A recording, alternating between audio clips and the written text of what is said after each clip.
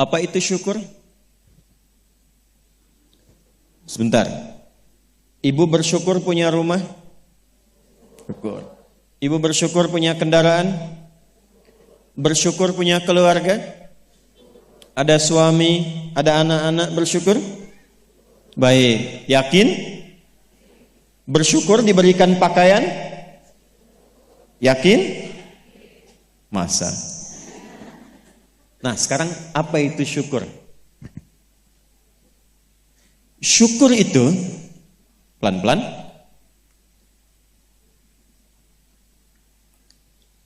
Syukur itu upaya menggunakan semua nikmat yang Allah titipkan. Upaya menggunakan semua nikmat yang Allah titipkan sesuai dengan apa yang Allah inginkan, sesuai dengan apa yang Allah inginkan, dalam rangka mendekatkan diri kepada Allah Subhanahu wa taala. Contoh, ibu sekalian, maaf, anak itu titipan dari Allah atau bukan? Yakin? Sekarang pertanyaannya, ibu tahu nggak apa yang Allah inginkan dari anak yang dititipkan itu? Jadi apa? Anak yang saleh. Saking inginnya mendapatkan anak yang saleh, bahkan setiap ibu sejak mengandung itu sudah bermohon kepada Allah. Itu ada di Quran surah ke-7 Al-A'raf di ayat 189 di ujung ayatnya. Ya, Quran surah 7 ayat 189. Falamma taghasyaha hamalat hamlan khafifa famarrat bi. Lihat ke ujung ayatnya.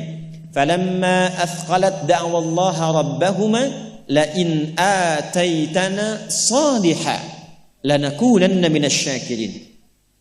Suami istri itu kalau istrinya tengah mengandung, kemudian menjelang fase-fase kelahiran, sangat berharap dan berdoa mohon pada Allah, semoga anak yang terlahir ini menjadi anak yang soleh. Sepakat, Bu? Setiap ibu menginginkan anaknya menjadi anak yang soleh. Sepakat? Pertanyaannya, apakah betul kemudian setiap ibu yang sudah Allah titipkan anak dalam kehidupannya betul-betul mensyukuri nikmat titipan itu? Saya tanyakan pada ibu, anak ibu itu disekolahkan di mana? Kenal Allah atau tidak? Diajarkan sholat atau tidak? Diberikan pakaian yang menutup aurat atau tidak? Perhatikan definisi syukur tadi. Menggunakan semua nikmat, upaya menggunakan semua nikmat sesuai dengan apa yang Allah inginkan. Ibu punya anak perempuan, katanya ibu syukuri diberikan itu. Sampai ibu bikin akikah, sampai undang tetangga, sampai selamatan. Tapi setelah dia bahkan menjelang balik, ibu kasih pakaian yang membuka auratnya. Itu bukan syukur namanya. Disekolahkan di tempat yang bahkan dia tidak mengenal Allah. Dikejar sampai di sininya nih. Nggak salah. Dilesin matematika, nggak salah, bagus. Les fisika, bagus. Les kimia, bagus. Ikut bimbel, bagus. Masuk kampus top, bagus. Tapi nggak kenal Allah, di mana syukurnya? Satu, lihat pakaian yang selama ini Allah berikan kepada ibu sebagai titipan, dan itu akan dihisab. Buka lemari pakaiannya, coba cek ada nggak satu bagian pakaian yang belum pernah dipakai untuk ibadah. Coba lihat ketika beli tas mewah, sepatu baru, pakaian baru, sudah pernah dipakai ibadah belum? Jangan-jangan beli tas itu hanya untuk dipakai keundangan saja. Jadi ketika manusia mengundang, beli yang baru. Kenapa ketika Allah yang mengundang 5 kali dalam sehari, bahkan untuk memberikan solusi kehidupan, yang baru itu nggak pernah dipakai? Oh, kenapa pada diam? Satu, berasa ya? Satu. Jadi di titik ini, terkadang ada orang yang menuntut dari Allah kenyamanan hidup, ketenangan, kedamaian. Tapi ketika Allah memberikan apa yang diinginkan, tidak menggunakan nikmat itu yang membuat dia damai. Tidak menggunakan titipan itu yang membuat dia tenang dalam kehidupan. Karena itu saya ingin memulai dengan mengajak kita semua, ayo kita lihat lagi apa saja titipan Allah yang telah dititipkan dalam kehidupan ibu dan bapak yang ada di luar saat ini sampai dengan detik ini. Kalau ingin mendapatkan ketenangan di dunianya, ketenangan di alam kuburnya, sampai pulang ke akhirat nanti, maka pastikan berusahalah untuk menjadi golongan yang sedikit itu. Gunakan semua nikmat itu pada hal yang Allah inginkan. Jika itu sudah dilakukan, saya berikan rahasia. Ini antara kita saja. Coba ibu buka surat ketiga. Belakang kedengeran gak? Alhamdulillah. Belakang kedengeran? Tidak. Kok bisa jawab? Surah 3 ayat 35 sampai 37. Quran surah 3 ayat 35 sampai 37. Sudah? إذ قالت امرأة عمران رب إني نذرت لك ما في بطني محررا فتقبل مني إنك أنت السميع العليم. Perhatikan, ini kisah tentang Hannah. Saya hanya akan ambil kisah ibu saja dalam Quran. Hannah itu istrinya Imran alaihi wassalam. Nanti punya saudari namanya Elisabat. Orang barat menyebutnya Elizabeth. Betul, Elizabeth itu bahasa sananya untuk Elisabat itu saudarinya Hannah. Nanti nikahnya Elizabeth dengan Nabi Zakaria. Hannah nikahnya dengan Imran. Ketika Hannah mengandung, sepakat suami istri ini ingin mensyukuri nikmat kandungan itu dengan mengharapkan lahirnya anak yang soleh. Maka apa yang terjadi? Untuk mendapatkan soleh itu maka dibuat persiapan. Ini hukum umum, Bu. Ibu kalau misalnya ingin memasukkan anaknya ke sekolah tertentu, kan disiapkan dulu ya dari awal. Ya, sekolahnya di mana, yang dibutuhkan apa, sebelum masuk udah siap-siap. Biayanya berapa, perlengkapannya apa, disiapkan jauh sebelum masuk. Begitu kan ya? Maka Hannah dan suaminya sudah menyiapkan. Nanti kalau anak ini terlahir, disiapkan tempat khusus supaya dia betul-betul menjadi anak yang soleh. Namanya mihrab. Mihrab itu tempat yang dikhususkan untuk bisa fokus ibadah, bertakarub kepada Allah saja. Nanti harus ada yang merawat. Yang mengajar, yang merawat itu harus orang yang paling soleh dan pintar di zamannya. Yang ketiga, disupport banyak doa. Dua-duanya sudah kompak. Siapapun yang kalau anak ini lahir masih hidup, entah ayah atau ibunya, teruskan cita-cita yang sudah menjadi komitmen ini. Maka ketika kandungan itu terus membesar dan siap menjelang persalinan, Imran meninggal.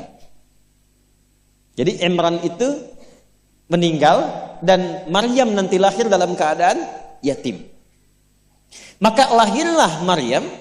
Apakah ketika Maryamnya lahir, ayahnya sudah tidak ada, ibunya berhenti dari cita-cita yang sebelumnya menjadi komitmen?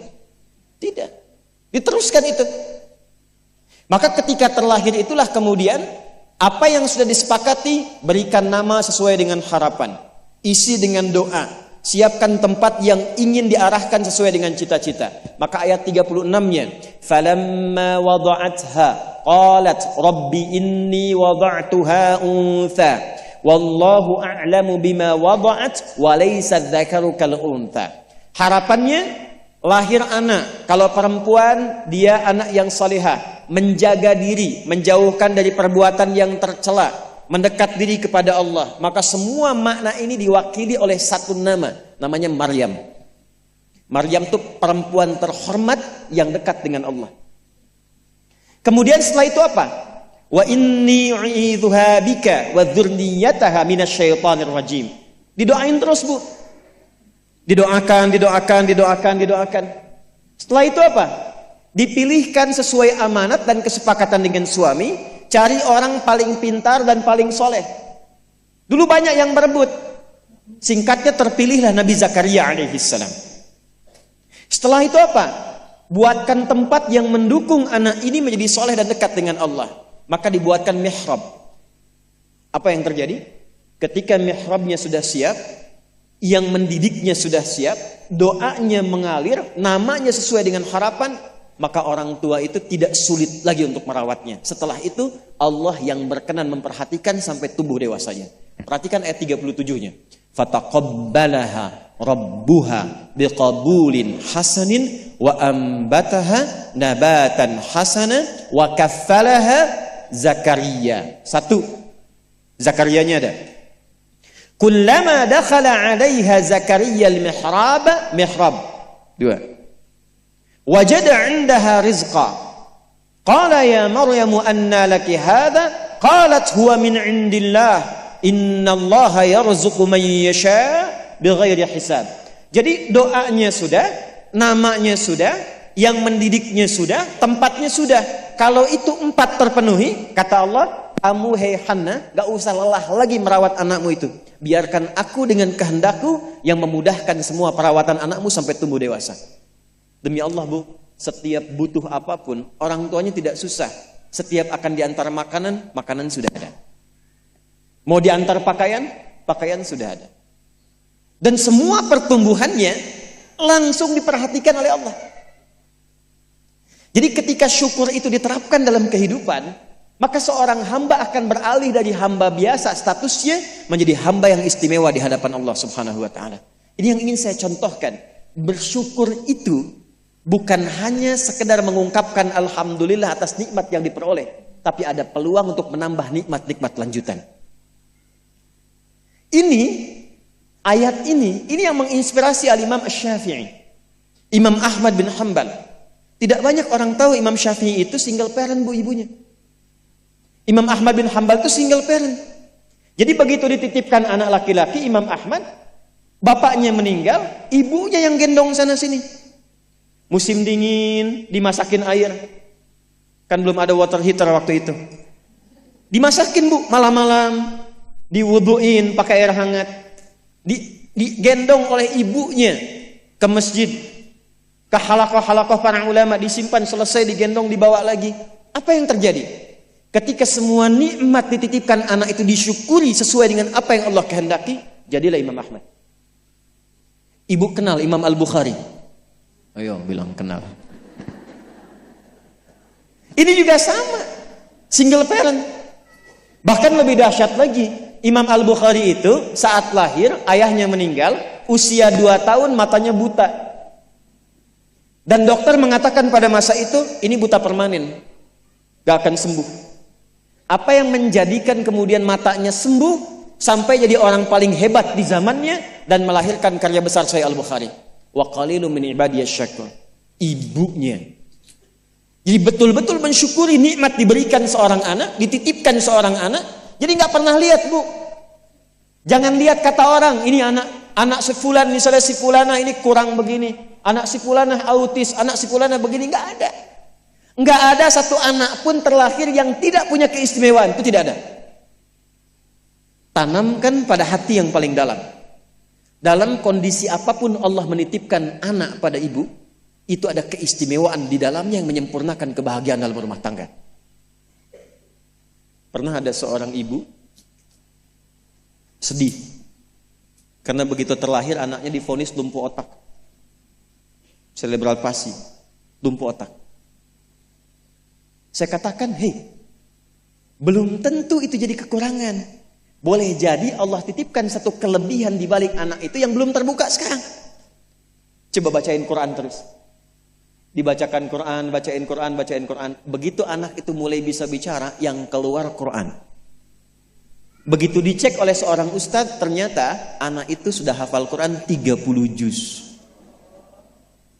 30 juz. Dan barakah anak itu yang kemudian membawa si ibu jadi keliling-keliling. Haji, umrah, ke satu tempat yang tidak pernah dikunjungi sebelumnya. bertemu dengan orang hebat yang tidak pernah dibayangkan sebelumnya. Ternyata lewat wasilah anak itu. Disyukur itu membahagiakan. Itulah syukur. Syukur itu dampaknya banyak, Bu. Dia nggak akan tertinggal, dunia dapat, akhirat juga diraih.